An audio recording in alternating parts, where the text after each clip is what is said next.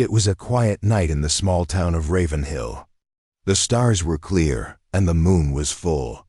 The wind was soft, and not a single car moved on the road. Everyone was asleep. Except one boy. Arav, 17 years old, sat alone on the rooftop of his house. His laptop was open, wires connected to a strange black device. He looked up at the sky, his eyes sharp, focused. Suddenly, his laptop beeped. Arav leaned in. A strange signal had appeared on his screen. It was not from Earth, not from any satellite. The signal repeated every few seconds. Arav's heart started beating faster. He whispered to himself, "That's not random, it's trying to say something." Scene 2, the power outage, across the town, at exactly 2:13 a.m. Every light went out. No sound. No thunder, just complete silence. The sky turned darker. Not black, but darker than black. As if something was covering the stars. People opened their windows. Looked up. That's when they saw it. A triangle, massive, black and floating, without making a sound. It moved slowly over the town like a shadow. No lights. No engines. Just presence. Arav looked at it and felt something deep in his chest. Fear. The kind that makes your skin cold. Scene 3, the scientists' warning, hundreds of kilometers away. Inside a mountain lab, 2 scientists argued over a monitor. "Are you sure this is not military?" The older one asked. "No, this object, it's bending light. It has no mass, no heat." "It's not from Earth," the younger one replied. The older scientist sighed. "Then it has begun. They sent a message to world governments. But no one listened. Everyone believed it was a system error, a glitch, a hoax. But it was real. And it had already begun." Scene 4, Arav's discovery. The next morning, the town was talking. No lights, no internet. Even the phones were dead, one man said. "My cows broke the fence last night." "They never do that," another woman added. Arav didn't speak. He just listened, observed. Back in his room, he checked the signal. It was still there, but now something had changed. The signal was no longer repeating. It had grown longer. Like it was learning. He connected it to a decoder. What came out shocked him. It was a map. Not of space, but of Earth. Arav zoomed in. It showed the ground beneath Ravenhill. Scene 5, the deep sound. That night, Arav placed a microphone deep into an old well near the forest. He had heard stories from old people. The ground sometimes sings, they said. And when it does, things disappear. At first, there was only silence. Then, a low hum, not a natural sound, it was mechanical. Repeating, alive. He recorded it. As he listened to the sound, he saw a strange pattern forming on his screen. It looked like a signature, something intelligent. He gasped. "They're under us." Scene 6, the disappearance. The next day, a truck carrying mining equipment disappeared while passing through Ravenhill's forest road. No tracks, no signs, just gone. The police said it was an accident. Arav didn't believe them. He checked the satellite images, but where the truck was supposed to be, the image was blurred. He searched older photos. The blur was always there. For the last 2 months, someone or something was hiding it. Arav now knew. The aliens hadn't come from above. They had come from below. Scene 7, the hidden history. Arav remembered a story his grandfather used to tell. Earth is old, child. Older than anything, and it has secrets. Some places are not meant to be touched. He went to the town library. Deep in the archives, he found a newspaper from 1952. Local miners hear strange sounds. Projects shut down. He followed the lead. In the forest, near an old mine shaft, he found a locked gate. Rusty. Broken. He crawled inside. Scene 8, underground mystery. Inside, the air was cold. Too cold. The walls were smooth, not carved by tools, but by something. Else. He walked for what felt like hours. Then he found it. A massive black door, covered in strange glowing lines. Alien writing. In the center. IHANDPRIN. It lit up when he approached, but he didn't touch it. Not yet. Arav took a picture, turned to leave. That's when he heard it. A voice. But not in words. It spoke inside his mind. You are not ready. He ran. Scene 9. The message to the world. Back home, Arav tried to contact scientists online, but his emails bounced. His messages failed. His internet was cut off. He checked his phone. A message blinked. We see you. He threw the phone away, turned to his camera, and started recording. To anyone watching this, they are here, not coming, not invading. They've already landed. And they are inside the Earth. They're not here to talk. They are digging, mining, looking for something. And I think they found it. He uploaded the video. An hour later, it vanished. From everywhere. Scene 10. The final scene. Hook ending. Midnight. Ravenhill. Ground shook just a little. Everyone thought it was a small quake, but Arav knew better. He sat alone in his room, looking at the black triangle in the sky, now far away, heading toward another town. Suddenly, a voice crackled on his computer. Speakers low, broken, but clear. They're not here for peace. A pause. They came for Earth's resources. Another pause. The voice changed, deeper, colder. But they will get Earth's fury. The screen turned black. Arav whispered, "This is just the beginning." The town of Ravenhill was quiet. Again, but it wasn't peaceful.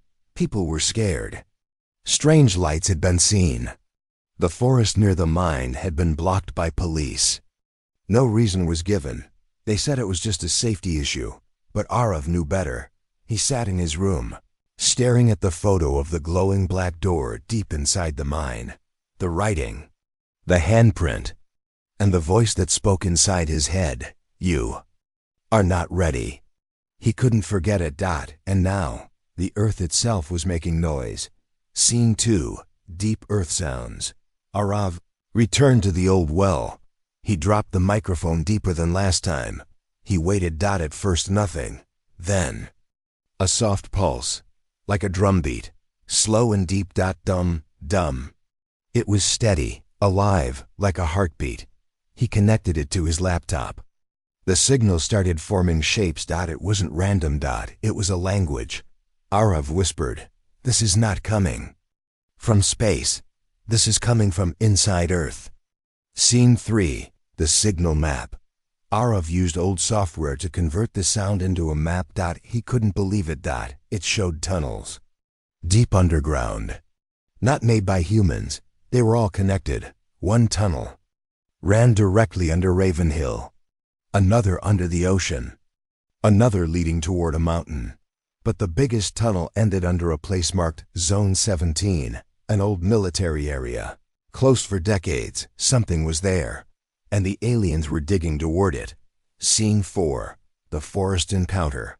That night, Arav went to the forest again. This time, he brought a motion camera. As he placed it near the mine entrance, he heard a low hum. He turned. Nothing. He waited. Then, from the trees, a creature stepped out. Not human, not animal. Its skin was silver gray, smooth like stone. Eyes glowing blue. It didn't attack. It just stared at him. Then, it did something strange. It touched the ground with both hands, and the earth opened. A hole formed. The creature went inside. The hole closed. Arav's legs shook. He backed away slowly. He had seen them now. They were real. Scene 5. Message from the past. The next day, Arav visited the town's old radio station. It had been closed for years. He found an old tape player in dusty storage boxes. One tape was marked 1953.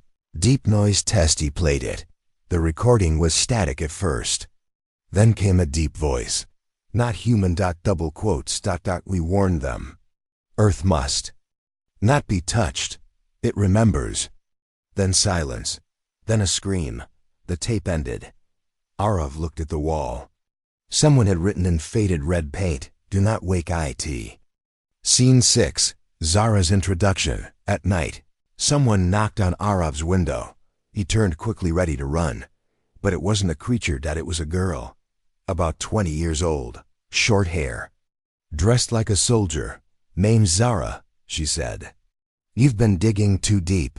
They know you." Arav stepped back. "Who are you?" "Ex-military. Part of a unit called Black Echo. We were told to study the signals. Then we were told to stop." "I didn't," Arav asked. "Why are you here?" She replied, "Because you're right. They're not here to visit. They're here to take." Scene 7. Tunnels below. Zara took Arav to an old bunker. Inside were old photos, maps, and broken tech. She showed him a video. A drilling team had gone underground in 1986, searching for a power source. The last moments of the video showed the tunnel shaking, lights dying, and a black shape moving fast toward the camera. The feed cut out. Zara said, "They called it the core vein. Something lives down there. Not machine, not animal," Arav whispered. "Earth's defense?" Zara nodded. "Maybe, or maybe something worse." Scene 8. Warning signs. Across the world, strange events started to happen. In Japan, a mountain released blue smoke from its peak. In Africa, herds of animals ran in perfect lines away from the ground. In the Arctic, ice cracked in straight lines like something under it was moving. Satellite images showed energy spikes deep inside the Earth. The news said, "Nothing to worry about." But scientists started to disappear. People who asked too many questions. "Gone," Zara said. "The aliens are waking something up. And we don't know if even they can control it." Scene 9. The tunnel collapse. Arav and Zara returned to the mine, but something was different now. The tunnel entrance had changed. It looked cleaner, newer. Like someone or something was rebuilding it. They went in. Deeper. Zara scanned the walls. These weren't cut with tools. They were melted. They reached the black door again. This time, it was open. Inside. The tunnel went down, straight down for hundreds of meters. Suddenly, the ground shook. A deep rumble. Crack. The tunnel behind them collapsed. They were trapped. Scene 10. Underground. Discovery. With only their flashlights, they moved deeper into the tunnel. Strange symbols glowed faintly on the walls. The air was heavy. Then they found it.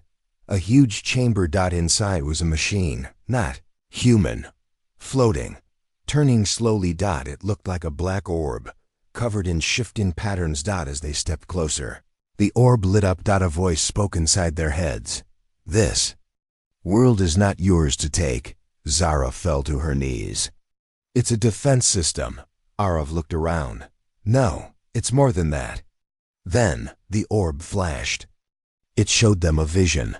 Aliens mining Earth, breaking layers, releasing gas, cracking old stones. And beneath it all a great shape sleeping. A giant made of fire and stone. Curled up in the Earth's core. The orb whispered, "If they continue, it wakes." Final scene, hook ending. Suddenly, the orb turned red. The chamber lights blinked. Footsteps. Not human. A long shadow appeared at the tunnel entrance. Zara raised her light. It wasn't a soldier. It wasn't a miner. It was something new. Tall, thin, black eyes, wearing a strange suit. It looked at them. No emotion. Then it spoke. "You shouldn't have come here." Arav stepped back, shaking. "What are you doing to Earth?" The creature replied, "Taking what we need. Before your planet takes it from us." Zara whispered, "We have to get out." But there was no way out now. Arav looked at the orb. Glowing fast. It was sending a signal. Now. To where? He didn't know. But something had changed, and Earth was beginning to move. Deep underground, Arav and Zara were trapped. The alien in front of them stared without blinking. Its face was cold, emotionless, Behind them, the tunnel had collapsed. No way back. The glowing orb floated between them and the alien. It pulsed slowly red, then white. Suddenly, the alien raised one hand. The orb flashed blue, and all three of them were pushed back by a wave of silent force. Arav hit the wall. His vision blurred. He heard a voice again, not from outside, but from inside his mind. Wake the project. Earth must choose now. Scene 2, the escape path. Zara helped Arav stand. She pointed to a smaller tunnel on the right. Run! She shouted. They both ran. The alien didn't follow. Instead, it stood in front of the orb. Watching, they ran through narrow tunnels filled with mist. The lights on their suits blinked red. Oxygen was running low. Zara stopped at a rusted door. She pulled it open. Behind it, an old elevator. They jumped in. It creaked, groaned, then began to rise. As they moved up, the walls around them showed signs. Project Fury, access level 7. Arav stared. What is Project Fury?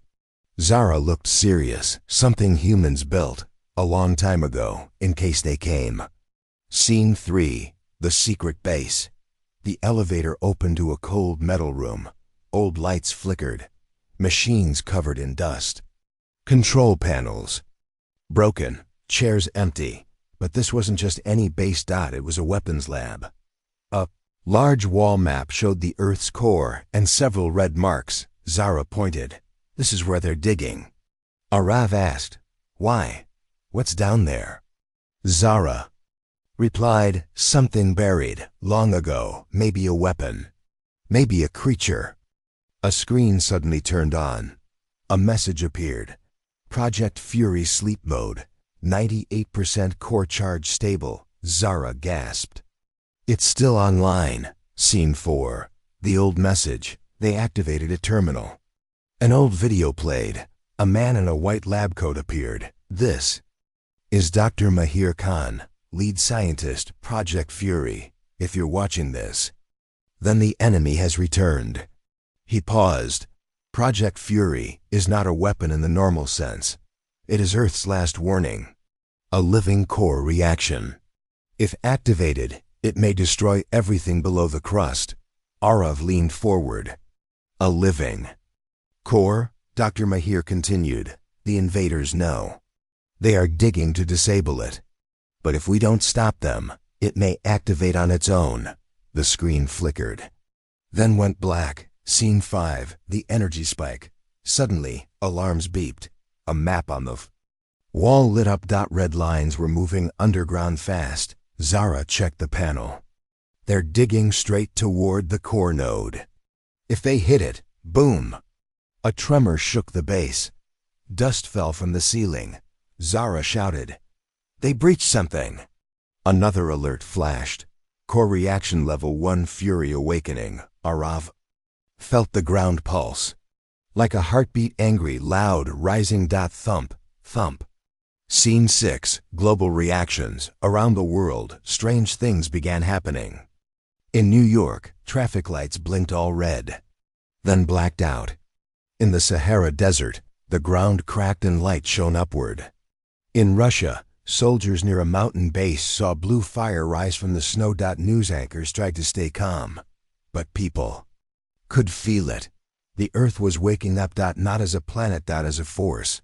Scene 7, the data core.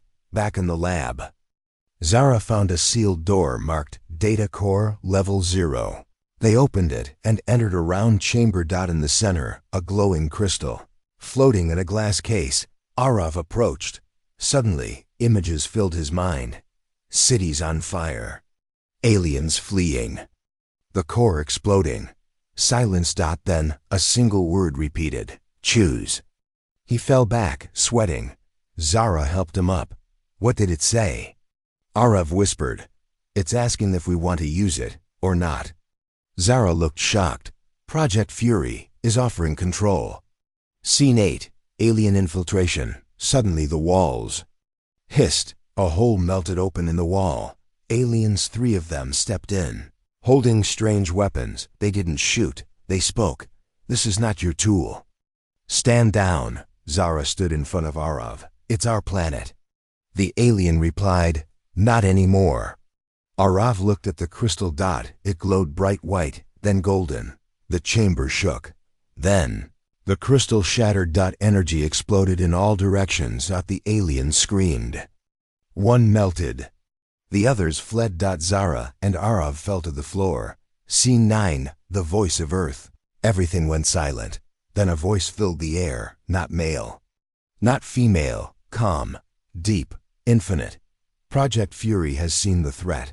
Earth's core will defend. Arav stood up.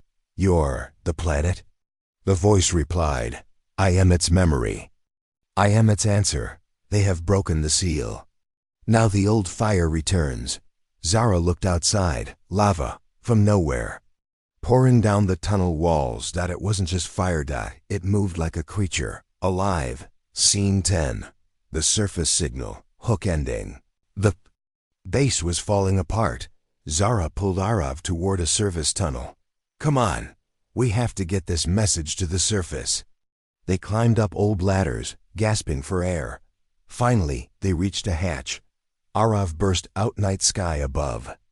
The stars had changed. Dozens of black triangle ships now floated above Earth cities. But one by one, they were catching fire, burning, falling. From deep below the planet, huge firestorms shot into the sky, reaching them. Arav looked up and whispered, they wanted Earth's resources. Zara added, they're going to get Earth's fury. The screen faded to black. A final message appeared. Smoke rose from the hills of Ravenhill. The sky above was red and black. Alien ships were falling like burning stars. Zara and Arav stood on a hilltop, staring at the night sky. The ground under them pulsed with heat. Earth was not just reacting. It was fighting back, but no one knew how long it could hold. Scene 2. Safe house underground. Zara took Arav to a hidden safe house. There were radios, maps, old tech built long ago for emergencies.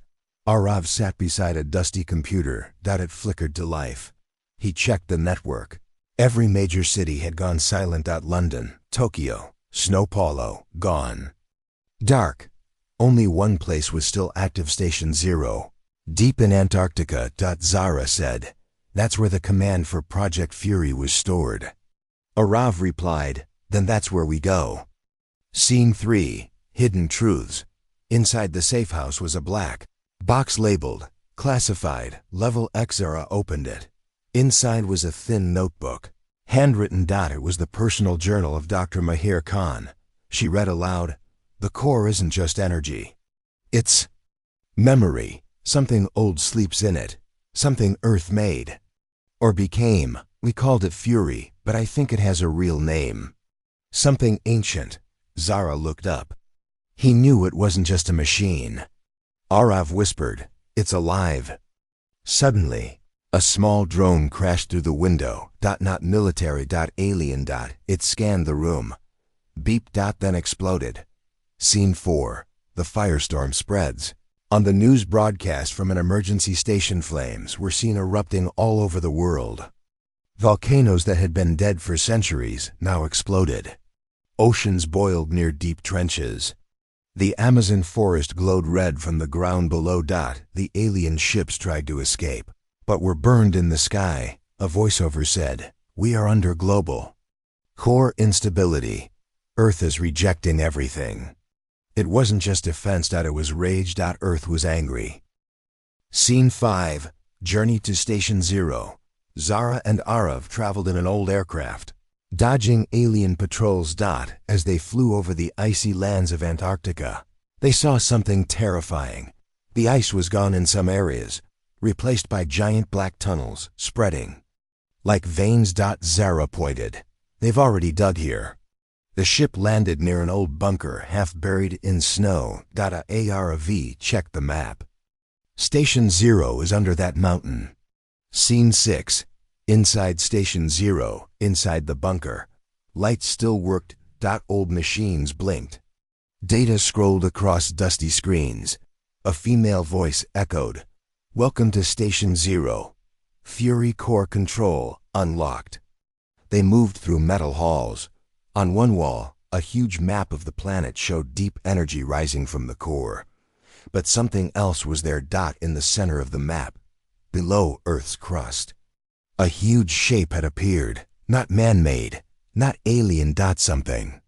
Sleeping. Something. Breathing. Zara whispered, "That's not Project Fury." Arav added, "That's Earth's Fury."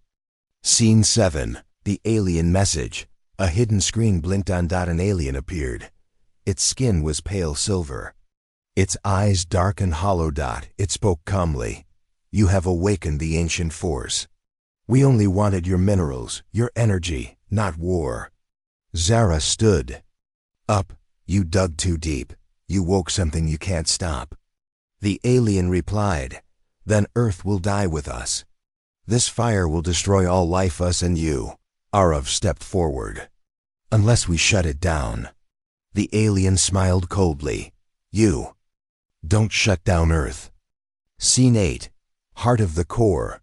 Zara and Arav found a stairway marked Core Link, deep level only. They climbed down for hours. The air grew hotter. Then they saw it. Room glowing bright orange. Lava flowed around a black sphere, the heart. Note of Project Fury. It pulsed like a living thing. A deep voice filled the chamber. You triggered the response. "Shall we complete the burn?" Arav asked. "What happens if we say yes?" The voice replied, "The invaders die. But so will your species. The surface will reset," Zara said. "And if we say no?" "The invaders take the core. Earth dies." Slowly. Scene 9. Zara's choice. Alarms began to sound. Alien forces were tunneling toward Station 0. They had found them. Zara looked at the console. 2 buttons. Engage full fury lockdown and wait. Arav looked at her. There must be another way. Zara paused. Then she inserted a memory chip. A backup of Dr. Mahir's logs. Suddenly, a third option appeared. Direct link. One pilot Arikiur. The voice spoke again. One human mind can merge with the core. Control it, guide it. But the cost is everything. Zara stepped forward. "I'll do it," Arav shouted. "No." She smiled. "This planet is my home. Let it be defended." She touched the panel. Light surrounded her. Scene 10. Earth strikes. Back, hook ending, from the skies. People saw it. All around the world. Giant fire pillars rose from oceans, jungles, and deserts. Alien motherships were torn apart mid-air. The ground opened. Heat waves melted weapons, ships, even time. But it was controlled now. Zara's mind was guiding it. Not total destruction, only targeted fury. Arav escaped in a drone shuttle, watching from space as Earth glowed like a burning jewel. He whispered, "They wanted Earth's resources. They got Earth's fury." Fade to black. A final message appeared. The sun rose over a broken world. Cities burned. Rivers of lava flowed where highways once stood. Alien ships lay in ruins. But high above in orbit, Arav watched silently. His eyes searched the Earth's surface. "She did it," he whispered. But no answer came. Zara was gone. At least. The Zara he knew. Scene 2. The mind within the core, deep inside the Earth. Far below the crust, Zara's body floated in a field of white energy. Her body didn't move. But her mind was alive. She was no longer just Zara. She was connected to Earth's memories, its storms, its heat, its oceans. She could see everything, feel everything. She whispered, "I can't go back." A voice inside replied, "You are one with fury now." Zara felt power growing inside her. She could burn cities or heal them. But time was short. The war wasn't over. Scene 3. The alien queen arrives. A new signal reached Earth. Stronger, bigger, Arav saw from his shuttle screen. A massive ship the size of a mountain appeared near the moon. It was black, silent, and covered in silver rings. This wasn't just another scout. This was their queen. The leader of the invaders. A message played. We did not expect your planet to resist. You will now face final cleansing. Arav whispered, she's not ready for that. But Zara was already listening from the core, and she was ready. Scene 4. Fury responds from inside the Earth. Zara focused. She sent heat deep into the oceans. Massive waves rose and covered enemy machines hiding underwater. In the deserts, sand turned to glass, burning ships as they tried to flee. In the forests, trees glowed with blue light, attacking invader camps like living weapons, but using this power was painful. Her mind cracked. Each second she stayed connected, she lost a part of herself. Scene 5. Arav's message. Arav hacked into an old global radio tower. He sent out one message across all remaining human frequencies. Zara is fighting for us, but she can't hold forever. We need to destroy the Queen's ship now. Some soldiers listened. Some scientists joined him. A plan was made. One final attack on the Queen's ship from orbit and from Earth. But they needed time. Zara had to hold the Queen back. Alone. Scene 6. Inside the Queen's mind. The Queen of the invaders opened a channel. She spoke not in words, but in thoughts, and Zara heard her. You are not Earth. You are human. Weak. Alone. Zara replied, I was human. Now I am fury. The Queen laughed. You burn your world just to stop us? Zara's eyes burned with fire and tears. We don't burn it to stop you. We burn it to wake it up. Scene 7. The sky battle begins. Above Earth, Arav led a small fleet of stolen alien ships. They flew toward the Queen's massive vessel. Fighters buzzed around them. Lasers lit up the sky. One by one, ships exploded. But Arav pushed forward. Below, Zara raised pillars of flame into orbit. They formed a shield, burning enemy ships as they chased Arav's fleet. Arav sent a missile directly into the Queen's ship core, but it failed. The Queen's ship healed itself. Zara felt her energy dropping. Scene 8. The decision to end it all. Zara floated in silence. She could feel Earth's heart slowing down. It was tired. It had done enough. She spoke to it. Let me use all of you one last time. The voice replied, you will not survive. She smiled softly. Then I die. As the voice of Earth, she sent one final command. Scene 9. The final strike. The ground below the Queen's ship cracked open. A single beam of golden fire shot upward fast. Focused, unstoppable. It pierced through the ship's bottom, through its core, and exploded from the top. The Queen's ship split in two, then turned to ash. In orbit, Arav screamed, Zara! But there was no answer. Only silence. The skies cleared. The stars returned. The war was over. Scene 10. Goodbye, Zara. Hook ending. Weeks passed. People began to rebuild. Fires cooled. Forests regrew. Storms calmed. Earth healed. But Zara never came back. Her body was gone. Yet something remained. In every volcano, in every breeze, in the waves. Her presence was felt. Sometimes when the wind was strong, children would hear a soft voice, protect what is yours.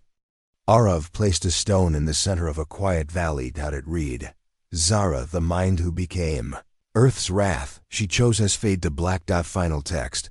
Earth was quiet. Fires had stopped. The air was clear. Birds flew again over cities once filled with smoke. But not everyone was celebrating. Arav stood alone on the same hill where Zara had once stood. He looked up at the moon. It had changed. No one noticed it at first. But now, it was turning black. Scene 2. Strange signals from the moon.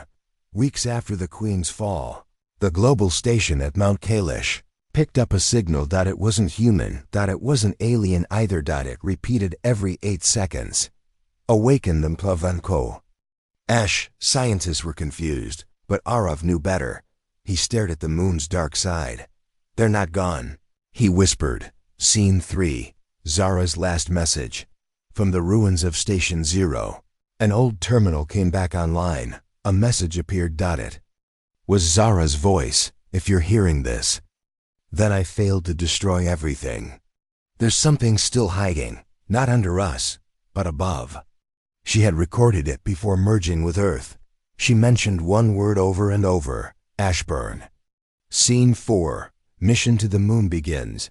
Arav gathered a small team: soldiers, engineers, one child genius named Nivi. Their goal: fly to the moon, discover the source of the ash signal, and end it. Their ship, the Echo Flame, a hybrid of Earth and alien tech. As they launched, the sky grew darker. The moon almost looked like it was bleeding ash. Nivi whispered, "The moon's surface is changing. It's alive." Scene 5. Moonfall. Arrival at the ash zone. They landed near the dark side of the moon. The ground was black, soft like burned paper, but under the ash, they found metal. Old ruins, not alien, not human. Something ancient. Arav touched a wall. It glowed red for a second. Then voices echoed from beneath. "You stole the Earth's fire. Now you will return it." Suddenly, the ground cracked. Something moved under their feet. Scene 6. The Ashburn awaken. Tall figures rose from under the ground, covered in ash, made of stone and metal. Their eyes burned like lava. They didn't speak with mouths, but with thoughts. "We were the first, the original makers. This planet was once ours." Arav raised his weapon. The Ashburn didn't attack. They just stared. "We were buried, then forgotten. But your wars woke us." Scene 7. The moon was a prison. Nivi discovered a control center buried under the surface. Inside, she found carvings, pictures of Earth and the moon connected by flames. She translated the writing. "The moon is not a moon. It is a prison. Earth made it to hold the Ashburn." The truth hit Arav hard. These things, they were here before us, before the aliens. But now, they were free, and they wanted Earth back. Scene 8. One more voice in the dark. As the crew prepared to leave, Arav heard a soft voice in his head. Familiar. "Zara, don't let them return. They will hollow the Earth. I stopped the invaders. You must stop them." He turned to the crew. "We can't just go back. We need to seal the Ashburn here, forever." But Nivi was unsure. How do you lock a prison when the key is Earth's core? Scene 9. The ash storm. Suddenly, ash clouds rose from the moon's surface. They blocked the stars. Ships lost signal. The Ashburn began building something: tall towers pointing toward Earth. Nivi screamed, "They're opening a gate." Arav gave the order: "Destroy the towers before they finish." Explosions filled the black sky. Stone creatures flew using ash wings. One by one, crew members fell, but the last tower remained. Arav placed charges. The countdown began, but before he could run, an Ashburn grabbed him. Scene 10. The fire within. Hook ending. Just before the explosion, a new force struck the moon's surface. A burning light, golden, alive. It smashed through the Ashburn. Arav looked up. In the center of the light was a shadow, a woman, eyes glowing, skin like flame. It was Zara, but different. No longer just human. No longer just Earth. Now, she was fury itself. She whispered, "You tried to escape me. Now burn with me." The screen fades to black. Final words. The ash-covered moon shook. Towers of stone shattered. The last of the Ashburn screamed as golden fire burned their wings, and from the light she stepped out. Zara. But not the Zara Arav remembered. Her eyes were flames. Her voice echoed like thunder and wind. "I gave my soul to save Earth.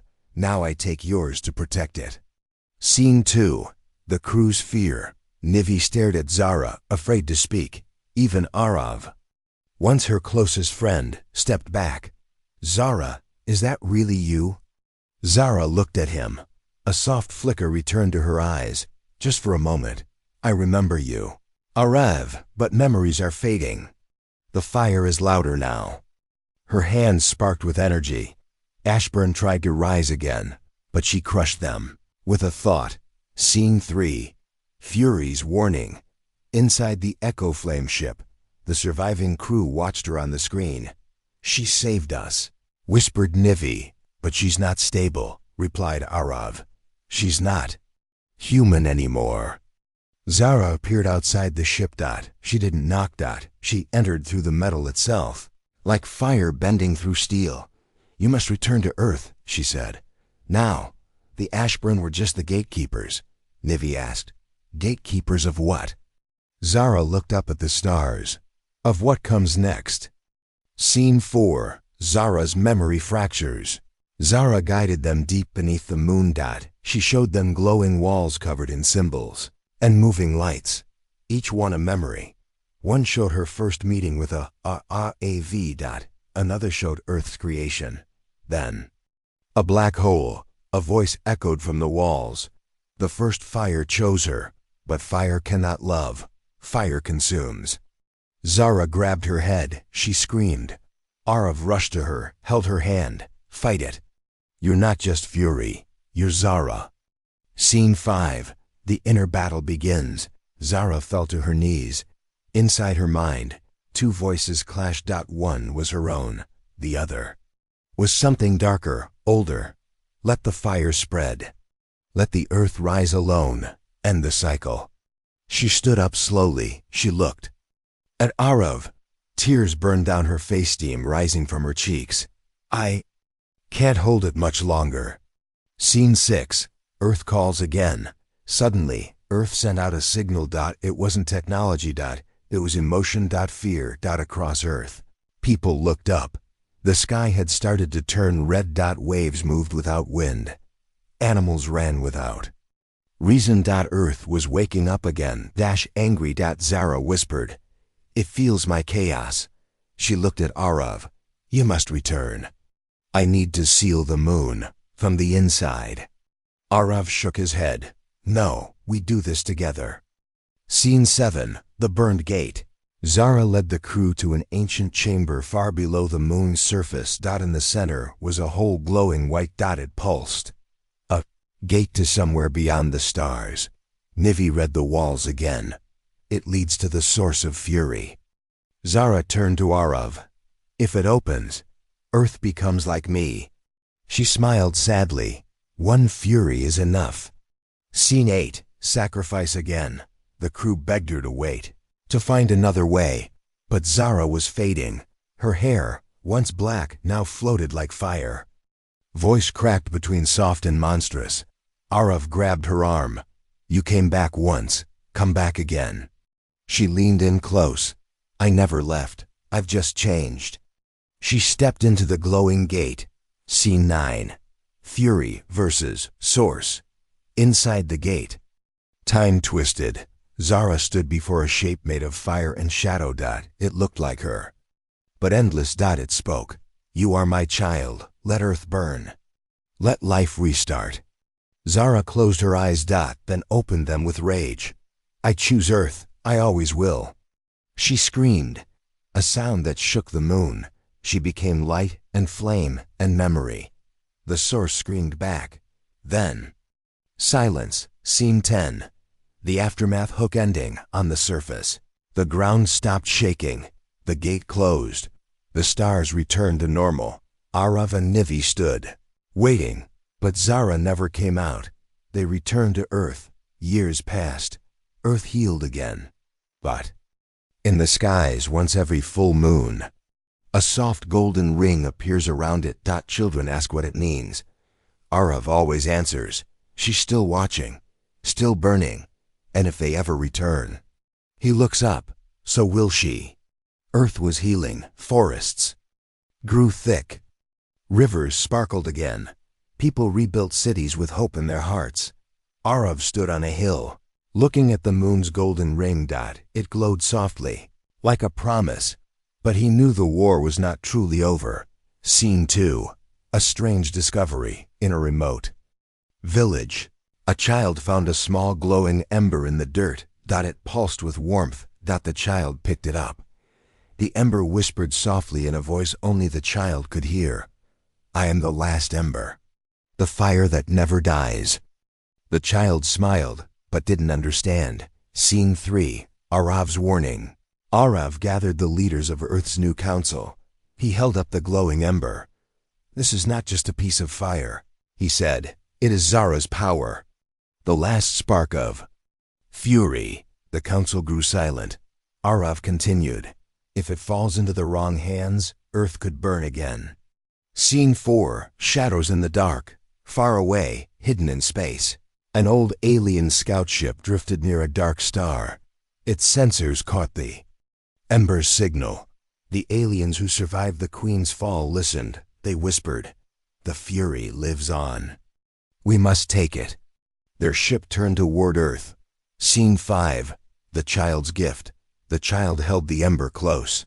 Suddenly, a warm light surrounded them. They saw visions of Zara, the battles, the fire, the sacrifice. The ember spoke again. "Protect Earth. Protect the fire." The child understood their role. They were chosen. Scene 6. Arav's last plan. Arav prepared a team. Scientists, soldiers, and the child. Their mission: protect the ember at all costs. Zara's fire must never be used for destruction. The child's courage was their secret weapon. Scene 7. The final battle approaches. The alien ship entered Earth's atmosphere. Storms gathered. Lightning flashed. The skies darkened. The battle was about to begin again. But this time, it was different. It was not just for survival. It was for the future of the fire inside Earth. Scene 8. The ember ignites in the final fight.